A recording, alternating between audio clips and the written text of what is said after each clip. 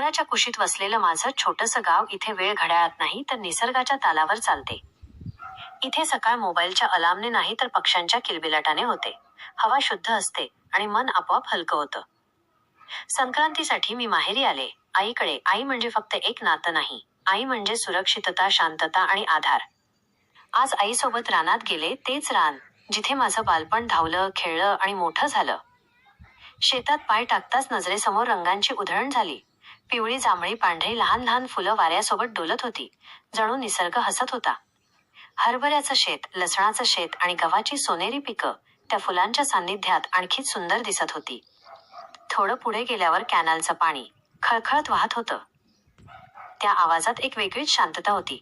जणू सगळा थकवा त्या पाण्यात विरघळून जात होता. आईच्या पावलांसोबत चालताना माझी पावलं हळू झाली, कारण अशा क्षणांत धावायचं नसतं, थांबून अनुभवायचं असतं. रानात आमची 2 कुत्री आहेत. ती इथलीच, रानातलीच. त्यांना कोणाचं नाव नाही, पण आपुलकी आहे. ती आमच्या आजूबाजूला फिरत होती, कधी पुढे कधी मागे, जणू सांगत होती, इथे तुम्ही सुरक्षित आहात. थोड्या वेळाने आईने झाडाकडे बोट दाखवलं. ताजी बोरं झाडावरून तोडून तशीच खाल्ली. त्या चवीत फक्त फळ नव्हतं तर आठवणी होत्या, लहानपण, हसू आणि आईचा सहवास. डोंगराच्या पायथ्याला पसरलेलं आमचं शेत, मातीचा ओलसर सुगंध, खळखळणारं पाणी, डोलणारी फुलं आणि आईचं हसणं त्या क्षणी जाणवलं. शहरात सगळं मिळतं, पण अशी शांतता, अशी चव आणि अशी माया खूप दुर्मिळ असते. आज मी छोटे छोटे व्हिडिओ केले.